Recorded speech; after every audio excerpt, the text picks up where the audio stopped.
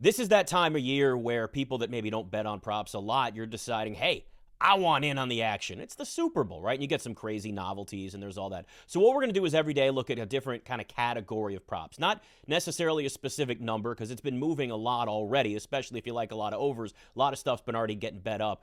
But we are going to at least take a look at, okay, the public likes this and why should you maybe still take this number? Maybe you should stay away from it, whatever the case is. And we're going to start with rushing because, listen, it should surprise absolutely nobody.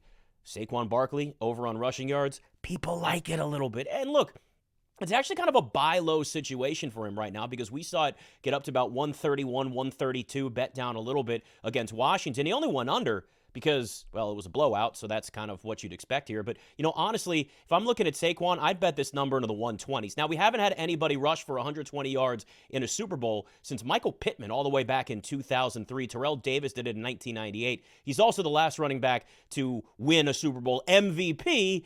So, look, there's a lot kind of working against Saquon Barkley, but this has been a historic season for this guy. Look at what Saquon has been able to do. He's averaging 147 rushing yards just in the playoffs alone. So as much as you may want to sit there and say, oh, I don't like the number, it's too big, we've watched him. He went for 205 against the Rams. 118 against Washington. Again, he's going over that number had he actually stayed in the game. They just beat the hell out of the Commanders. So I don't, this is not one of those fade the public situations for me at all. I'd still take the over. I'm definitely not fading Saquon Barkley, especially when that's what's gotten the Eagles to this point, right? The Eagles got to this point because they've been running the football with Saquon Barkley the entire time. Now, Xavier Worthy's rushing yards are interesting. I actually kind of like the over on this. It opened at 4.5, but took a ton of money to the over, so it's gone up a bit now. But you got to think, like, the Eagles' secondary is really, really talented.